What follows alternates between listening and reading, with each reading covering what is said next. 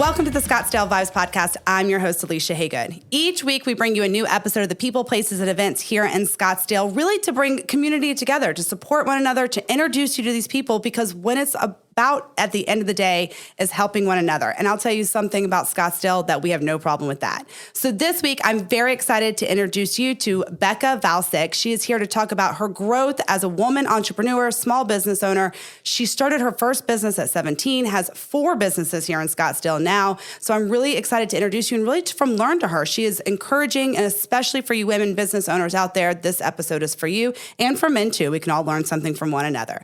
I'm going to take a short break. When we come back, we'll have Becca Valcik at the table. When it comes to protecting you, your family, and all your assets, you need to have someone that you can trust. And that's Jeremy Mueller of State Farm Insurance. Jeremy Mueller has lived in Scottsdale his whole life. How can anyone else know your needs more than someone who's been here and seen it all? Jeremy and his team are always ranked in the top % at State Farm. He cares, he's knowledgeable, and most importantly, he's always available. Don't believe me? Give him a call at 480-515-5223 or find him at jeremymueller.com. A small town girl out of Illinois, Becca Valcik had the entrepreneur bug bite her at a very early age. She moved to our beautiful state of Arizona some 20 years ago and had her first business of hair extensions at 17 in her high school. As she grew, so did her businesses. After working in the hair and makeup industry for almost 20 years, Becca and her husband decided to start not 1, not 2, not 3, but 4 businesses here in Scottsdale. Being a small business owner and a woman, Becca has gone through her own difficulties in life to get where she is today. And while entrepreneurship can't be seen as her purpose, it's the passion for helping women become leaders that makes her stand out.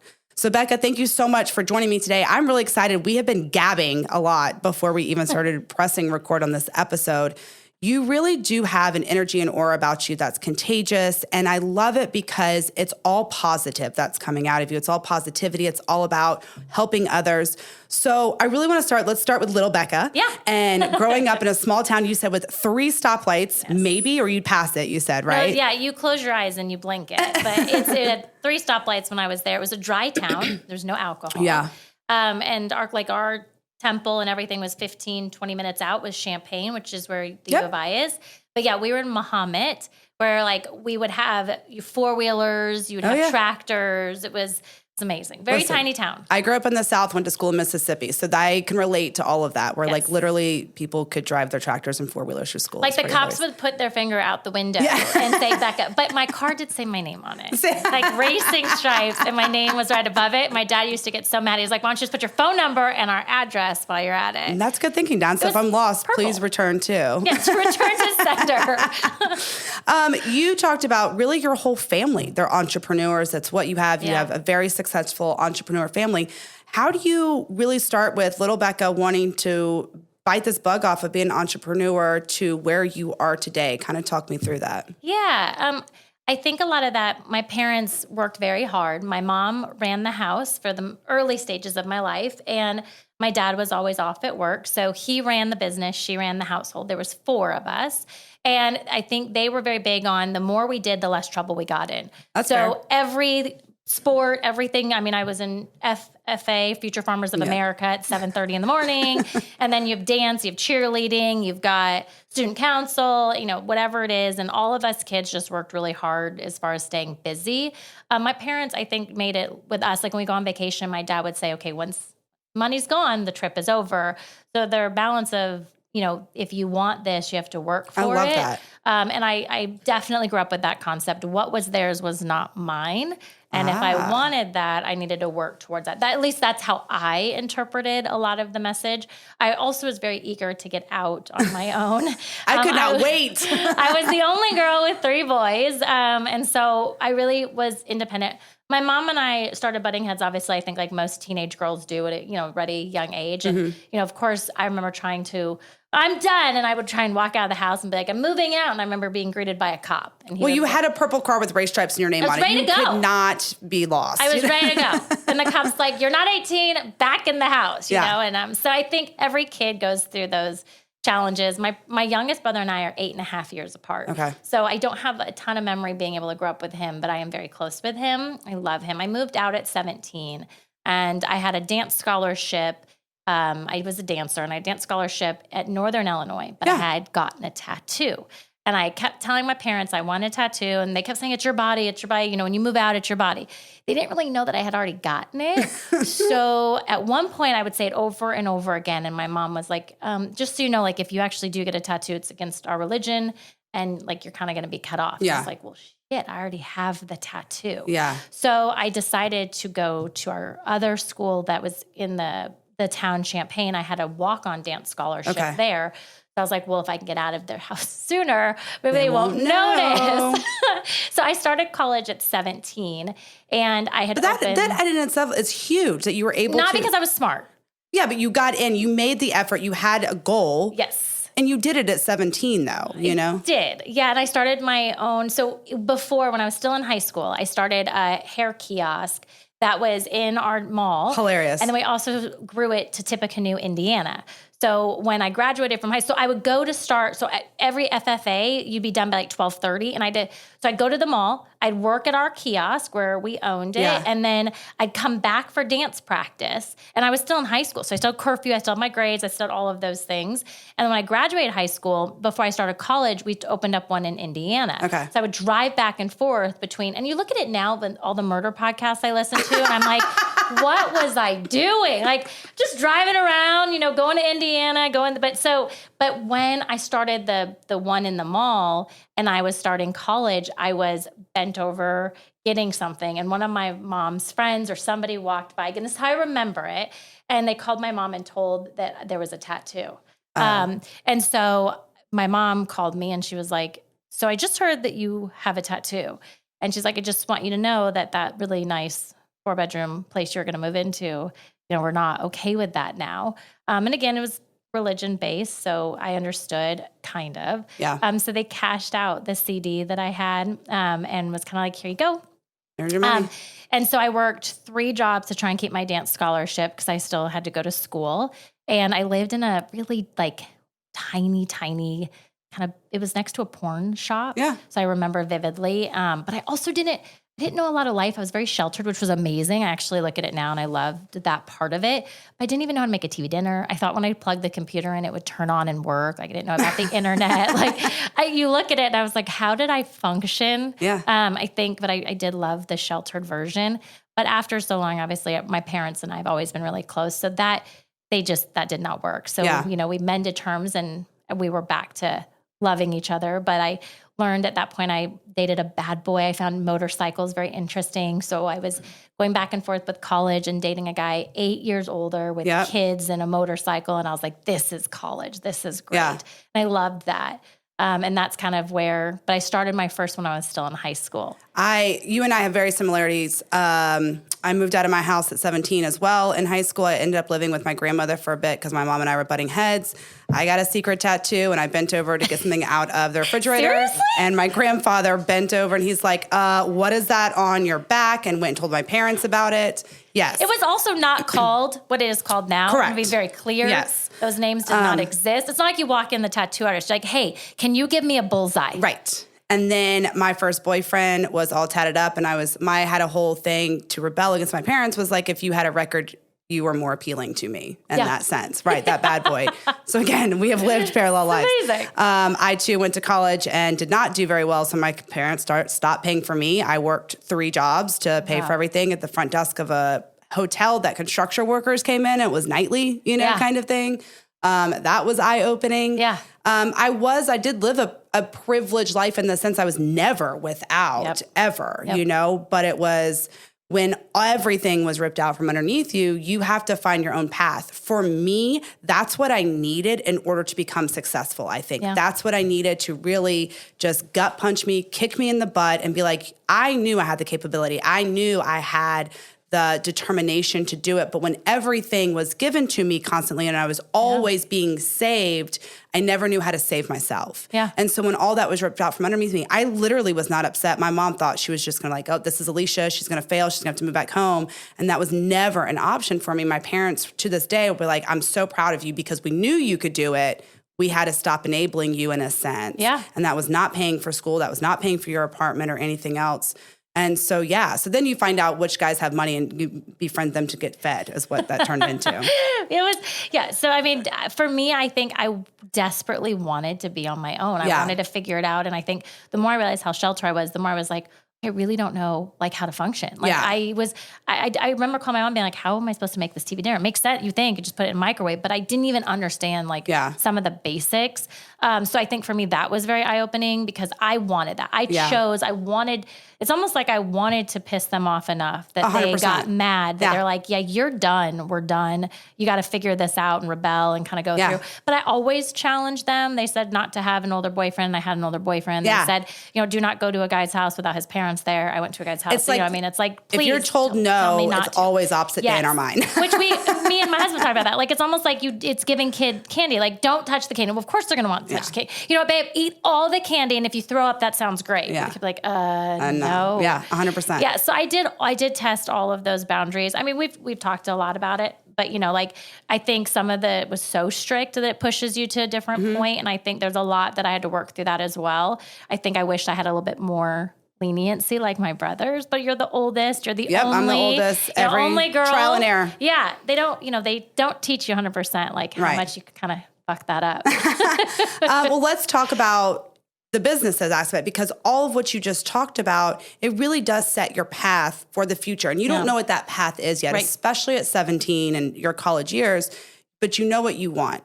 So you had this successful business of the hair extension kiosk. I think that's hilarious, by the way, and fantastic. Yep. And then from there with college, how did you end up in Arizona to continue growing this entrepreneurship of your life? So I had the salons while I was in college, had the dance scholarship, loved all of those things. I even was trying out with the Indiana Pacers. I made it all the way through past my dance coach. Like, it was amazing. But again, at that point, I was like, where do I want to go? What do I want to be? Well, I started dating a guy. It was a very toxic relationship, and we were together 3.5 years. And I needed to get out of that dynamic. Okay. And when I finally left. This was in Illinois? In Illinois, yeah. We were together 3.5 years, and it was very abusive. And when I finally left, I remember I came home, and I remember asking my parents, like, I thought I would feel like more free, like better, like I could breathe and all of that. And it didn't feel like that. My parents, we would talk, and what can I do? And I'd already gone to college, and my dad had told me that cosmetology school wouldn't pay the bills. So that's why I did business and management. Okay. But my hair passion was so big. And obviously, again, coming from cars and family, I mean, hair is a foreign language for guys. You know what I mean? Like, it's like especially in a small town isn't a job, right? So yeah, exactly. So we found the cosmetology school that I wanted to go to was in Aveda Institute, and it was second best in the nation. Yeah. And for my parents, I think getting me out away from this bad toxic situation and giving me a reason to be somewhere else, very removed from that. Yeah. Plus, my grandparents always wintered here. Okay. So it was familiar in that sense. For my dad and mom, yeah. And for me, but I don't remember it. Right. I was so little. So that was a big thing. So we kind of combined ideas and ended up, my parents got a condo out here that I ended up moving into. My mom, myself, and my older brother underneath me, we all drove here.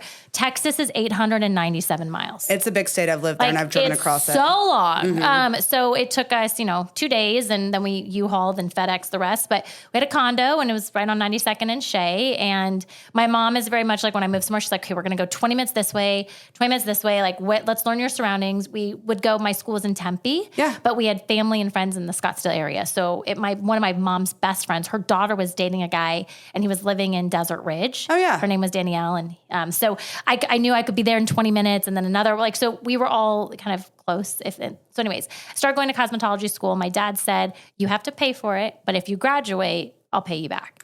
So it was my mission. And I was a kid that when I wouldn't do good, I would actually go into the dean's admission office and be like, how did I get this wrong?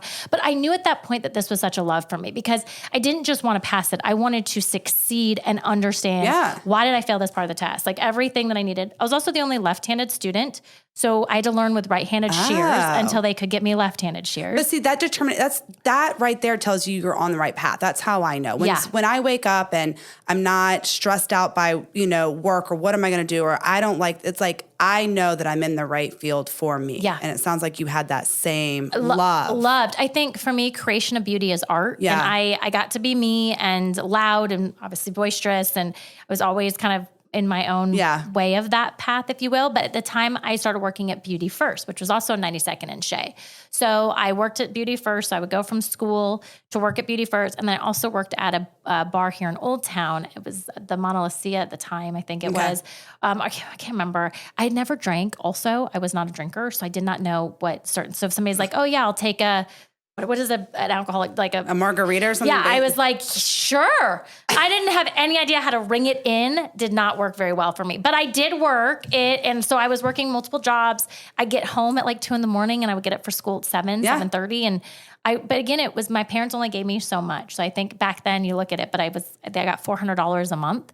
And that really, between the gas, it didn't cover much. Nope. So I was eating rice sides, like from Fry's rice sides, and I would get corn from Sam's, and I would make myself rice and corn for dinner. I told you this is where I made friends with rich boys in college, so I could get fed for that same reason. You know, my parents made me. I worked at the school TV station to make money. I worked at the hotel, and then the parents that would. I mean, my best friend's mom would give her extra money, and to this day she'd be like, "Alicia, I fed you all through college." I'm like, "You did, thank you." You Thanks know, for that. And it was a lesson my parents were teaching me, but at the same time, it was not enough, you know, and my parents were not very well off. They gave me what they could at the time, and I'm thankful for that. And I think again, it made me want 100% to taught work you, more, and I wanted to be able to enjoy things. I mean, I remember going to the mall and crying and calling my mom because I didn't understand why jewelry was hundreds of dollars. I mean, the town has grown, but when I grew up, it was like a farm and fleet, and they did not have what they have now.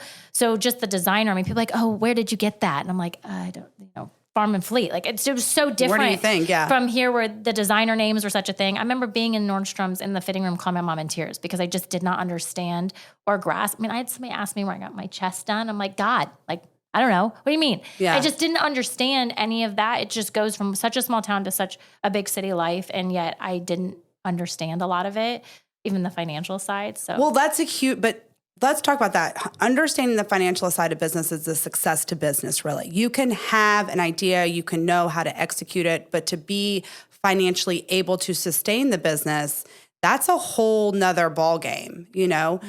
Talk about building a team behind you, Becca, and how you had this passion, how you had the knowledge, and how you learned to be a successful business owner. I think having such limited funds, you have to almost allocate. It's like before your wedding, okay, your parents say you got X, where are you allocating those funds? Okay, well, my food, I'm good with rice side and corn. Yeah. So I'm going to live. I mean, and my parents can attest this, the bigger the salons got. So I started a baby line while I worked at Beauty First. I was going to cosmetology school, working at Beauty First. I started a baby line. One of the clients that used to come in was like, one of those jeweled moms. Everything was jeweled. And I was like, I love bling. So like we started blinging bras and like everything, you name it. And then we started doing baby onesies. I had no kids, right? I was like 20, but it sounded lovely. Who doesn't love baby stuff? The bling pacifiers. Do you remember seeing those? Yeah, we were doing all of that. And so it was fun. It kept me kind of out. We some extra money here and there. Yeah, that was it. Yeah, loved that. And I was still building the hair salon stuff at the time. And then as I got new clients and I graduated, I opened my first tiny little hair kiosk in one of those like malls that have 20 different hair salons. That's kind of where I was. My mom and I moved it like at 9:00 at night with a U-Haul. You have two small women. You're figuring out, again, at the murder podcast now, I'm like, what were we doing? Not listening to murder podcasts, that's for sure. Thank gosh, because I don't think either of us would be alive. I was like, oh my God, what is that? So we did that together. And as, I met clients through there, and our first bigger salon was from a client that I met, which is how I met my husband. But rewinding, with this first small salon, I started the baby line myself. I wanted to be bigger. I wanted to be more, but it was almost like my salon was funding that. But again, I wanted to see in the areas, I was just talking to somebody about this the other day. You can dream big, but if you have too many things and you're trying to accomplish too many things, you will fail. Yes. So you almost have to be able to make sure, one, I would say my feet have to be on the ground, but everything else around me can be spinning, in a sense that as long as like I have balance, I'm supporting myself, I'm paying for things, I can pay my rent, I can pay my shop rent. Yeah. And this is extra money. I didn't spend it on, I drove a Cutlass Supreme. I didn't spend it on clothes and designer stuff. Right. I spent it on the baby line, and I started the baby line. But see, that's huge, because every successful business owner that you will meet, say for the first umpteenth years or whatever, I didn't pay myself. Everything I did, I invested 100%. Back into the business. So these people that are like, well, I want to make 6 figures with my own business, that's great, but it's going to take years to get there. And we are so caught up with today's age of social media, only seeing success, that we're not seeing the steps that these people took and the sacrifices, most importantly, to get to the success of eating a bag of Costco, corn in 2 months and rice, like, we don't show that. So you did all of that, and now you have 4 successful businesses here in Scottsdale. Talk about being grounded with those businesses, yet starting another one with this executive lounge that I want to talk about as well. Yeah. So my husband and I had the hair salon. He has his automation company, and I've got a client that has got a second house and this and that. And we also always talked about putting your eggs in baskets. My dad raised me on that concept. You are not so successful. Did FAA. Yeah, exactly. Pure Farms of America. You have to have your eggs in different baskets. And then that's, I think, another part of the success. If you put everything into something and it fails, you've lost everything. So I've always been really big on that. So anyways, we decided, we were married, and we're like, okay, what can we try and do that is going to work to start and build our eggs in different baskets? And we bought a house. It was like our very first thing. Like, okay, we bought this 5-bedroom house, but we didn't have kids, or I was pregnant with our first one. And we're like, we don't need that. We're fine. We were comfortable, and our rate was good. Like, we weren't going to change that. So my mom was like, what if you try and rent it out? This was way before Airbnb was a big thing, or VRBO. And so I remember calling like Aaron's Furniture to rent. Okay. Like, wait, you called them to rent your house out? Rent furniture. Okay. But then I was like, okay, the price doesn't look right. So then I found a company. I was looking up like bunk beds for cheap, whatever. And I found a company out of Mesa. And I was like, okay, I can get a bunk bed for this price. And again, I'm Jewish, and numbers are like a calculator in my head. So I'm like, how much can I do? So we were like, how can we furnish a 5-bedroom house that's affordable, that also makes sense for us? So we found a way to do it. I made friends. I promised extra business with these guys. Like, we rented some stuff. We went to consignment for other, we made it work. We got this 5-bedroom house furnished, and we did what they originally suggested. Do the VRBO thing. Mind you, I still had my salon, and Joe still had his business, and we would do the code, and we had like, welcome to our house, and here's the Wi-Fi. And I had just had our son, and Joe had set the house up automation to where when it's checkout time, all the lights come off, everything is set up to where basically they just leave, right? And he got an alert there was still movement in the house. So he called me. He's like, hey, I got alerted, like one of these people's supposed to leave. I said, oh, well, it's an older guy based on his profile picture. He looks like he's 60, should be leaving by now. And Joe's like, I'm going to go around and check it out, because the baby was down for a nap, so I wasn't going. So Joe goes, he gets there, and there was like a bunch of men that did not match the profile photo. The house was trashed. There was, oh my gosh, like, I'm talking every homeowner's like worst nightmare. And it was like our pride. I felt so violated. There was credit cards all over. There was IDs all over. So automatically we had to call the police because it was clearly, but Joe walked and he's like, get the fuck out of my house.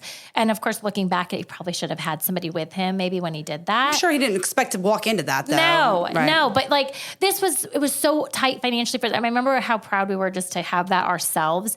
And then you're looking at it and you can't call insurance because you don't want your rates to go up. We weren't going to get paid on the reservation because it was a stolen card and stolen reservation. So we weren't going to get paid on that. Now we had to pay to fix all of this, and we could barely afford what we had. And it was such a moment of, for me, a parallel point in my life where I said, I never want somebody to go through that in my life. Light bulb went off. 100%. I sold my salons, signed a non-compete. I had one in Old Town, one on Scottsdale and Shea, and then we had moved to North Scottsdale for that one. And I sold and signed a non-compete, sold my book of business, and I vowed that nobody would go through that again. So that was where the first business started, where we physically check in each renter. So like we're actually that meeting them. Concierge service though. And we're making sure that the person on the reservation matches the ID, and it's not some old guy, and that's not who we're checking in. But most businesses start that way from something that they want or need, or 100%. Yep. So that's where this idea starts from. And we've had people through the years are like, oh, well, you could just make so much more if you go back to the keyless entry, and you're not paying for people's hourly to check people in. And Joe and I've had this conversation, especially through hardships, as the economy is clearly a big part of this, but we never want to lose the moral compass as to why we started that business. And so yes, we have had to make sacrifices in that, but we never want to stop. Like money for us is not why we got into it, right? That's we why got into it because we were personally affected. Yeah. And so when we would talk about it, not everybody wants to hear about the drugs and the strippers and all the stuff that we saw when we walked in, but this was our home. If you think about the cost of your house, it's the most expensive possession you have. It is. Why should somebody be able to just be able to check that house out without physically having, through Airbnb and Expedia and TripAdvisor, there's no person. You're not actually using an agent. You can just book through a platform. And that's so bothersome to us. So we created this foundation where we didn't want anybody to ever experience what we went through. And that's called List My Rental Home. So that's your luxury vacation property management. Yep. And you do. These are all luxury homes here. They're all in the valley here in mostly Scottsdale, PV area. Yeah, Cave Creek, Carefree. We have some in Phoenix, some in Mesa, and Glendale. I love that. Then you're like, well, we could also book these homes and not just manage it. So that went into the second business. That's correct. So now you actually own some homes to lease as well or rent out? We do, but we also did not want to have direct competition with our clients. So that's actually always been, now we get the houses ready, we'll sell it to an investor. We have one in the pool out of all of our houses. Okay. But we did not want to be, because let's be honest, if you have your house, are you going to push your house before you're going to push somebody 100%. else's? Exactly. And we just didn't feel like it was a disservice to what Goes back to your moral compass, though, of, guiding And there's you. managers out there that have 15 in the pool. And if you actually think that they're going to push your house over theirs, then you've got something else going on. Yeah. Because they're always going to push your own house because it's your income. Right. But it shows that love, that attention to detail and stuff like that matters, which also led you to the Rustica furniture business. Now you stage houses. Yeah. as well. So it kind of, when all this happened, again, this kind of goes back to kind of me being me. I kept seeing a hole in these areas. So to the point of the AZ Rentahouse, which is the booking platform. Joe and I, again, you're booking through a third party, and it felt like you're giving them all the platinum. The fees are between 8 to 13% that you're paying, right? So we're like, well, let's watermark our logos and put them on the photos, and let's promote AZ Rentahouse, and then they can book direct, and then they're saving all of that money. Yeah. So that's what did that. But in the meantime, when our owners would come to us, and they were an investor, and we would walk with the agent. So I'll walk through the property. I'll see if it works for them and if I like it and if it matches kind of what I think proprietary. So I'm with them from start to finish. Yeah. So if I have a client that's like, hey, I'm about numbers and ROI and return on their investment. So if I've got a client that's like, hey, I have X, whether it's a 1031 exchange or they've got extra cash, because real estate always is it's more sturdy, I feel like, than sometimes the stock market, especially lately. So if they have money they want to put into it, I'll work with an agent. I'll go over all of what I think would be. I'll give them numbers of what I think it will be. And then my goal was to turnkey,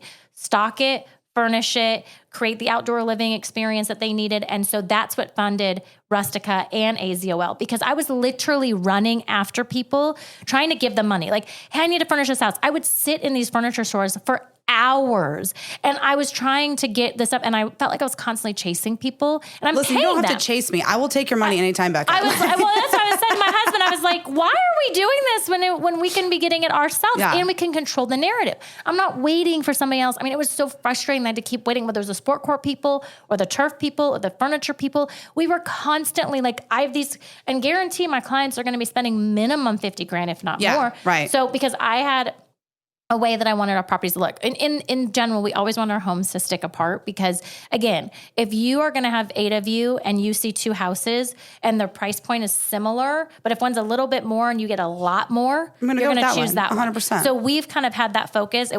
We've just had a different approach since we started the company. So Rustica came from I didn't want to chase people. So I used, at the time, you could have TPTs for each property. So I had 47 tax IDs. Okay. And I was like, I'm going to put these things to work. So I started and then when we do flips, so we've done 5 flips in 4 years because we love doing that. So I was like, I can use it on our own stuff. We can use it on the business side of things, our clients, and I can affect the price point. So I know so much more when they say, okay, I only have $80,000 to spend between backyard, inside. And I'm like, I can do that. Yeah. I can put 30 here, 30 here. Like, it made it so much easier for me. I love that.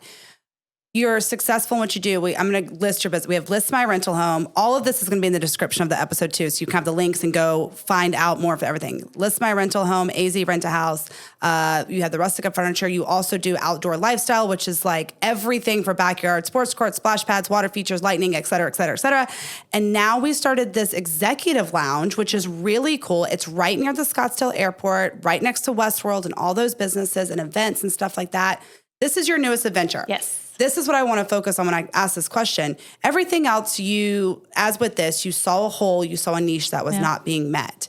But you had clients coming to you for those other businesses. This is something that's new for you. Yeah, this is a first.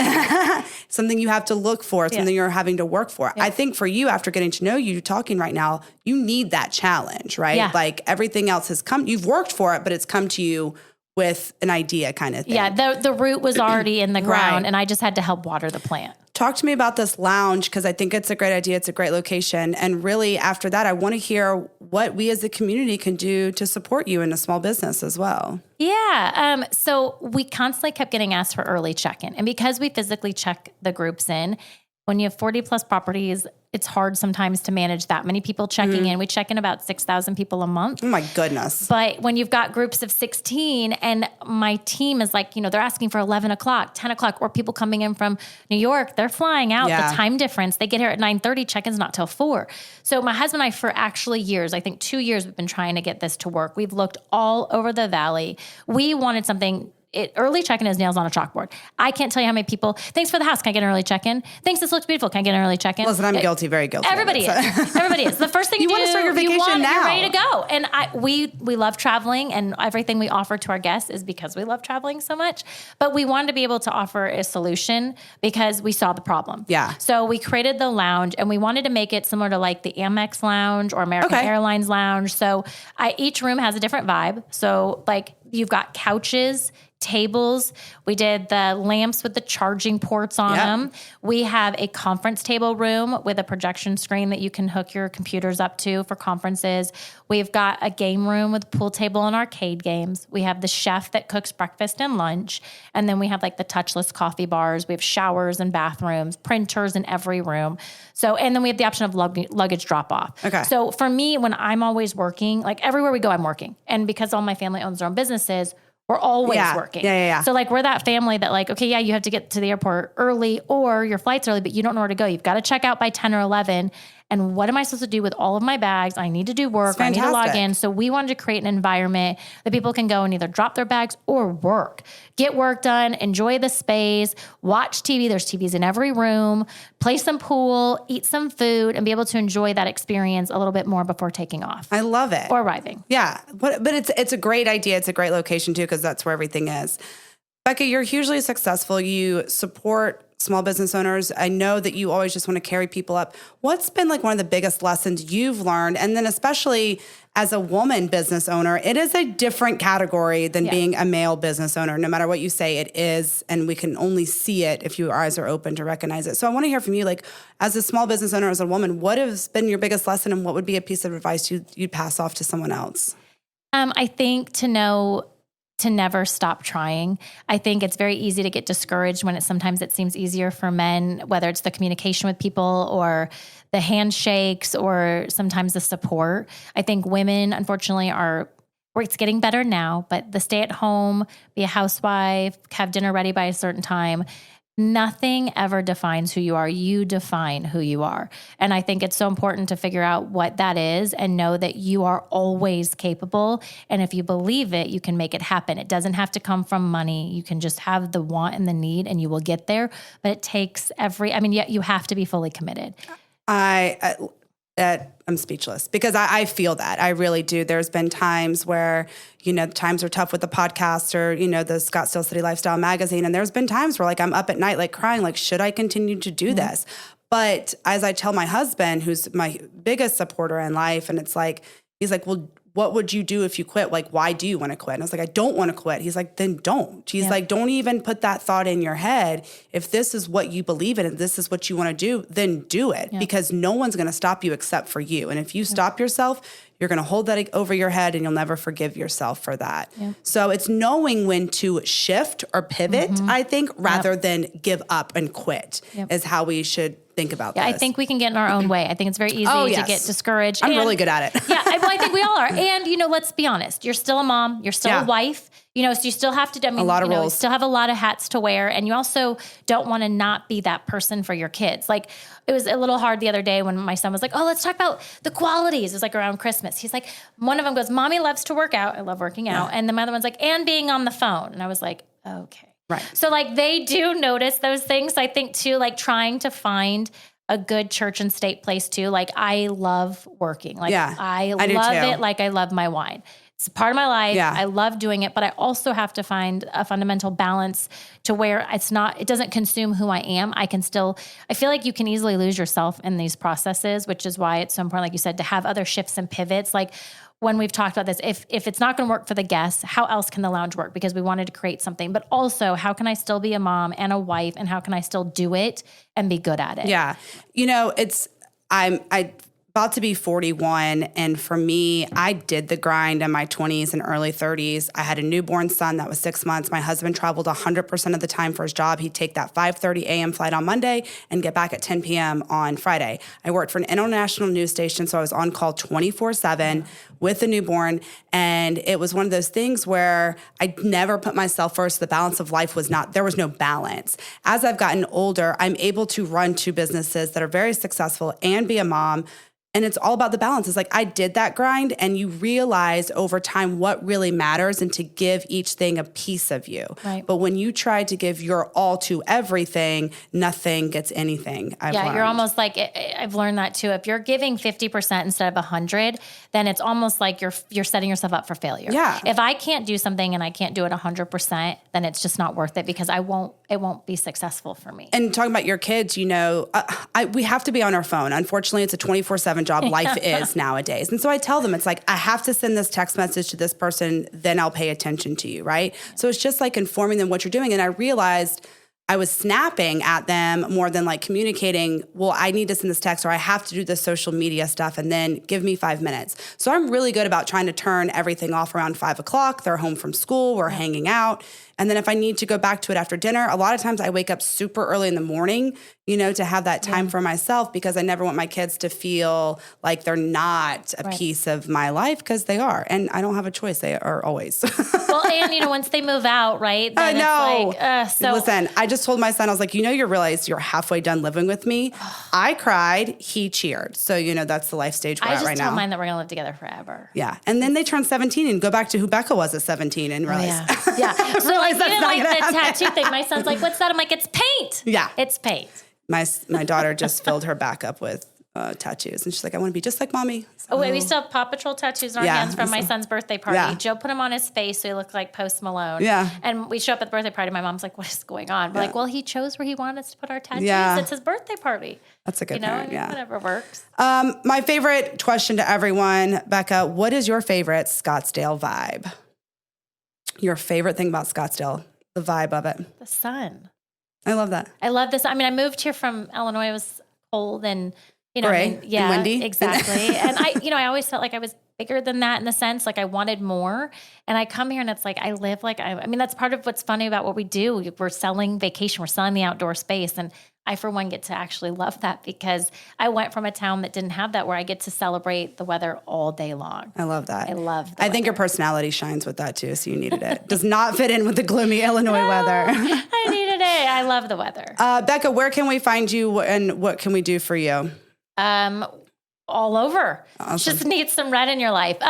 No, you can, every one of our businesses has its own website. The lounge is also, our offices are above the lounge. It's 2-story. Nice. So anytime anybody needs me, they can find me at the AZRH lounge. I'll be right above there working, or if they need anything at all, I'll be right there. Fantastic. And don't forget, we'll have all this in the description of your episodes. You can click on each link and go directly there.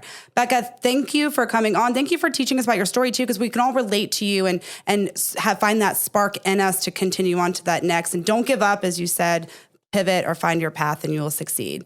When we come back, we'll have the calendar of events, so stay tuned. When it comes to protecting you, your family, and all your assets, you need to have someone that you can trust. And that's Jeremy Mueller of State Farm Insurance. Jeremy Mueller has lived in Scottsdale his whole life. How can anyone else know your needs more than someone who's been here and seen it all? Jeremy and his team are always ranked in the top % at State Farm. He cares, he's knowledgeable, and most importantly, he's always available. Don't believe me? Give him a call at 480-515-5223 or find him at jeremymueller.com.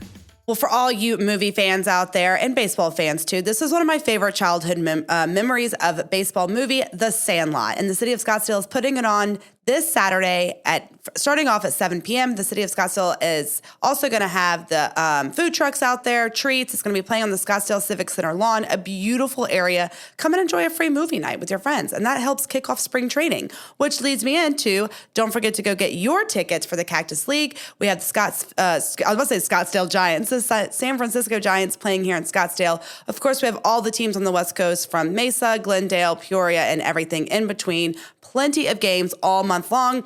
And for those of you that don't have children in school, spring break is coming up, so it's a perfect opportunity to get some games in. All right, adults, this event is just for you. It's the Roars and Pours at Phoenix Zoo, happening on Thursday, March 7th, 5:30 to 8:30. This is a 21-up event, so leave your littles at home. Go have some fun with your friends. It's only $10 to get in, and you can have some beautiful and delicious libations with those animals at night. Have a wonderful week, Scottsdale. Keep vibing, and I'll see you around town.